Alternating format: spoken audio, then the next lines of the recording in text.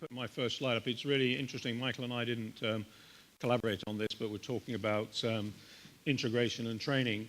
For those in the disaster relief business, one of the threads that runs through all the disasters that we're involved with is the military.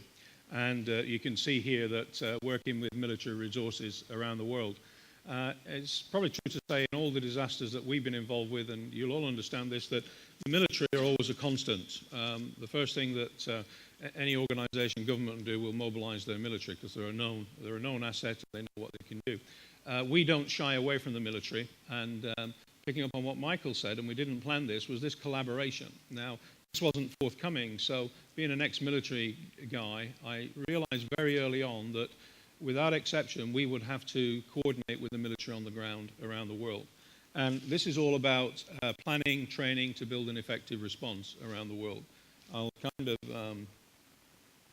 my gadget's not working, guys. Not working? Pardon? Pointing it everywhere.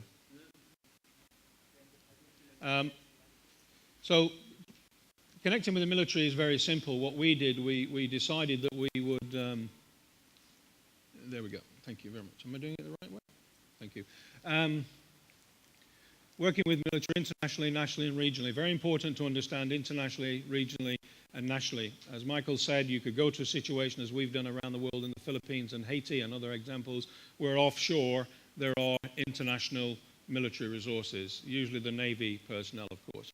And it's often overlooked and sometimes frowned upon. For example, the Red Cross, understandably, would shy away from the military because they don't want to be seen with be working with military forces.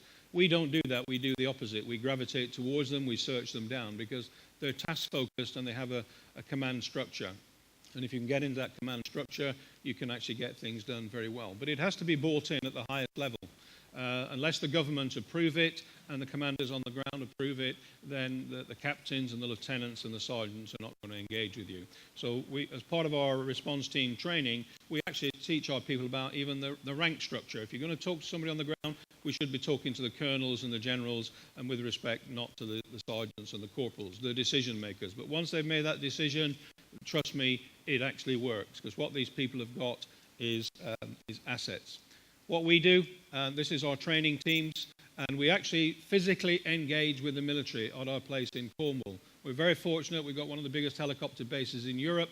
I used to serve there as a search and rescue guy, so we know, over the years, we've known our friends, officers and staff. So we actually get involved with the hardware, and just the physical act of getting in and out of a helicopter, getting the military forces to understand what we do is really important. Know your subject.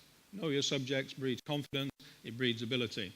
And collaborate, work as a team. By that I mean the helicopter crews have to understand how the NGOs work. They have to understand the terminology, they have to understand how they tick. And it's the same with the NGOs. In our case, these people in the yellow jackets, and Kim has been through this sort of training with us, as do all our people. If you move in those environments, you get comfortable. Prepare and train at every level. The thread, the constant through this forum that I've been hearing is prepare, prepare, prepare. And with preparation comes training. There's no point preparing in your head without getting fit for purpose yourself. And that means working with the hardware. And it's a two-way traffic. It's not just the NGOs, because the military know what they're doing. They know how to fly helicopters. They know how to load them. And this is part of our training. We're fortunate we've got a military air base that we've about 5 miles from us, and we've actually got a training academy on that airfield. Plan, prepare a plan, practice the plan. We're talking to our colleagues. Everybody's got a 400-page manual on how to do it. And I'm sure Michael had one, and I'm sure our other friends at the Atomic Energy and our medical friends have got a plan.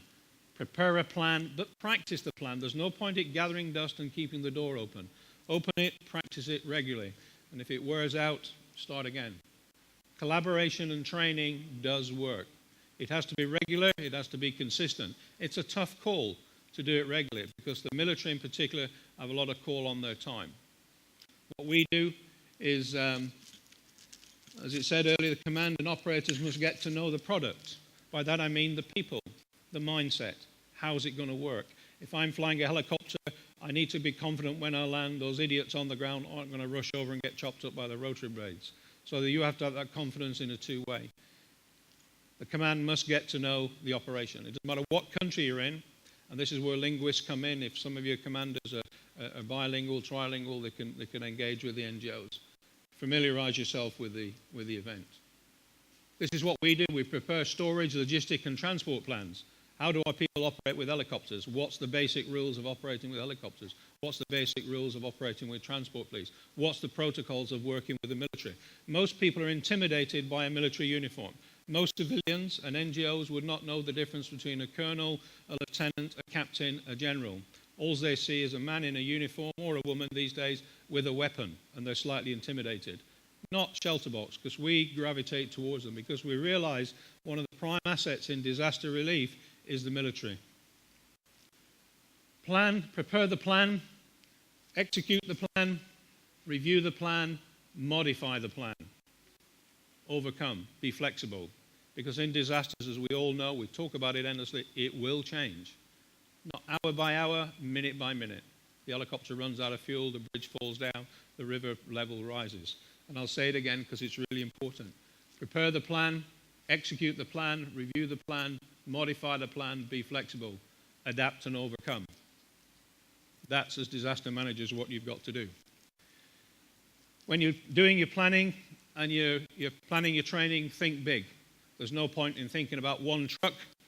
If in a disaster, you're going to need 100 trucks. If it's beyond your capacity to have 100 trucks, in most military situations, it isn't. If you're doing some planning, think big. We're one of the smallest NGOs in our business, but we think big. Here's us working offshore with a military assault landing craft with the Royal Marines. 2,000 people involved in that exercise, focused around what at the end of the day is only a green box with some stuff in it.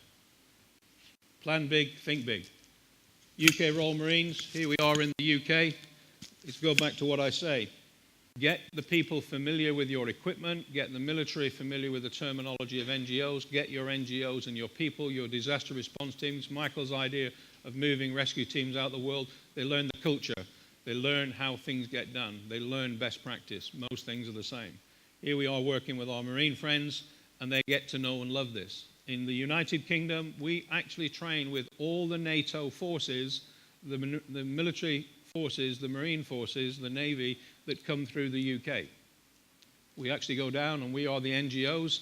The ships come offshore, they call us up in the evening, simulating an exercise where there's been a disaster ashore, and they send away ashore on occasions hundreds, sometimes thousands of troops ashore. And they meet up with us and we simulate working with them. It's a two-way thing. Train hard, practice often. It's a military thing. But trust me, when your road floods, your bridge falls down, your 9/11 happens, if you've trained hard and practiced often, you won't overcome everything, you won't be in familiar territory, but you'll have a degree of comfort. So please train hard, practice often. Collaborate and train together. There's no point talking about it. I go back to saying thinking big.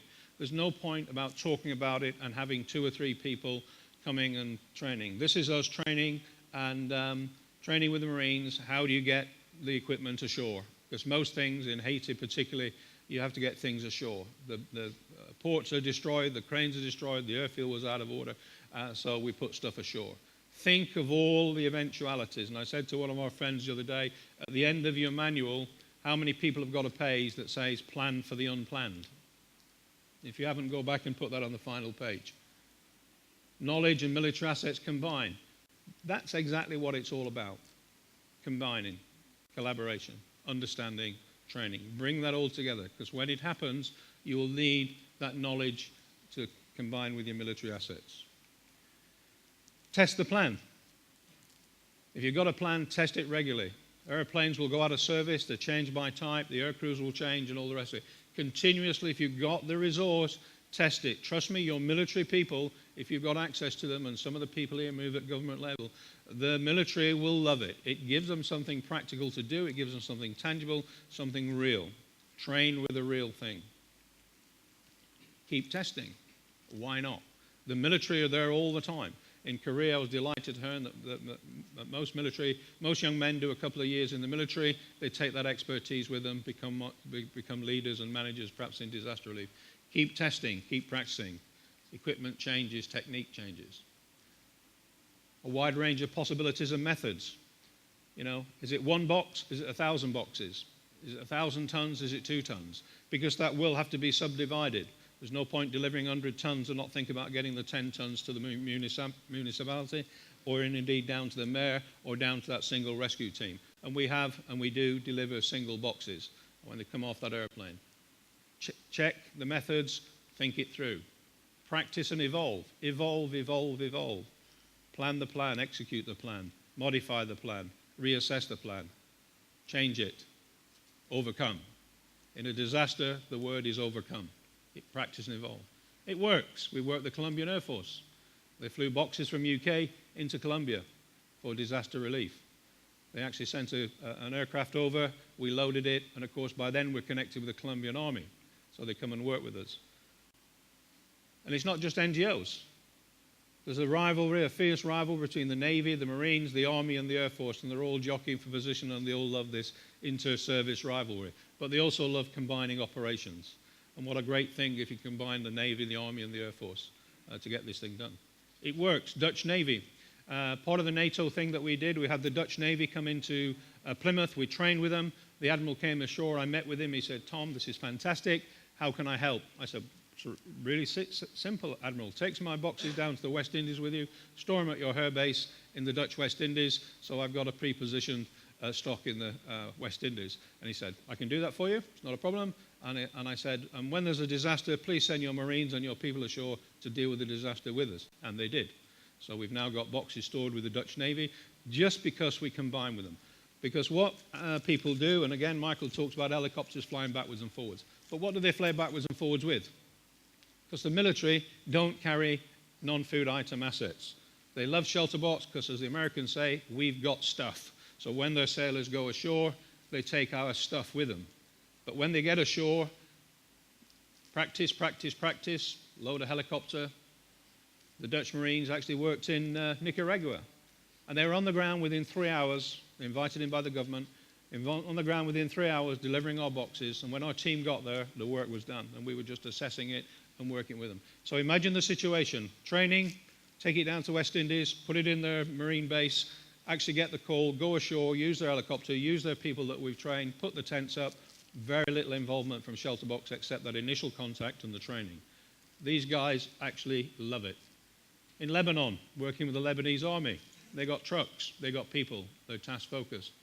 Working in Brazil, the army and the Navy combined to go down the Amazon. 600 miles down the Amazon, our response team, working on the principle of doing the most for the most, helping the most needy. They were 300 miles down the Amazon in a flood. That's where we focused our efforts. Could not do it without the Navy and the Army. Combined ops. They get to know and love our stuff. In Pakistan, I'm going to bore you to death. Here's the Pakistan Army helping out. This is not just hearsay. This is real stuff. This is real kit. This is real work that we've done. In the Philippines, the US Navy, Indonesia, beg your pardon, helped us out. Aircraft carrier offshore, huge asset, thousands of willing people. Shelter boxes there. We got 4 people on the ground. You'll notice Becky Maynard in the front. She's one of our SRTs. She's head of our fundraising, but she's a trained response team member, and she loved working with those good-looking American aircrew guys. Really good stuff. Best deployment she's ever been on. But I met with a Marine Colonel, Colonel John Glitz. I was talking to Michael again last night, and he said, "This is absolutely fantastic. The US Marine Corps to get involved with this, we just love it." In Kenya, in Africa, working with the UNHCR, military regime, security, you have to embed yourself with them and you have to work. Again, our shelter boxes on their long-range trucks. In China, the Chinese army helping out. And it really does work. It really does work.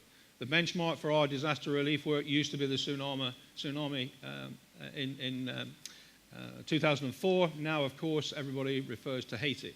Without the US forces in Haiti, we could not have done our job. They put 12,000 people ashore, the 82nd Airborne, who were just absolutely fabulous. Without them, we could not have got our work done. 15,000 shelter boxes. How do you get 15,000 shelter boxes halfway around the world into an island nation that's got no port, no airport, no resources, no cranes, nothing? Good old Uncle Sam, 82nd Airborne, arrived, came over the hill, absolutely fantastic. They loved it to bits. When you talk about assets, how do you get trucks like these in an area where there's no fuel, the roads don't work and whatever? These guys turn up, task focus, and off we go. And it's not just the high command, it's actually works down. And when you talk about expanding knowledge that goes into the workforce, by that I mean the local community, but also the military. Imagine in Korea, the military, young men doing their service over the next 20 years, and every time they go through, they learn a bit about disaster relief. They then go on in the years ahead to become members of the community and understand disaster relief. It goes all down the chain of command, but it also goes down to the individual soldiers. Those individual soldiers that load the trucks and go out into the community that need our help, need your help, the help of all of you. Your water specialists, your rebuild specialists, your planners, your medical people, and us that simply deliver the tents. You can see here the individual soldiers delivering boxes at the end of a long journey. These boxes started off in Henderson, traveled halfway around the world with the help of the military. On this particular occasion, this example, and you've seen many, the US. And individual collaboration. We talked about government collaboration, and Michael talked about, and other people have talked about, that chain of command, that autonomy all the way down the chain. The team leader in front of him with a building that's fallen down, he has to make a decision. How do we get across the bridge? On this occasion, individual soldiers working with Boy Scouts on this occasion, members of the local community, individual collaboration goes all the way down. And I finish on this. It's the end of a long day, but it's also the end of a long story. The governments have to buy in, the chain of command have to buy in, you have to do the training, you have to have the continual planning and assessment and modification, and it goes all the way down the line, from the aircraft carrier to the helicopter to the truck to the individual soldiers. You have, and sailors and airmen, you have to plan, you have to train, you have to engage, and that's the result. One individual delivering aid, it does work. Thank you. Thank you.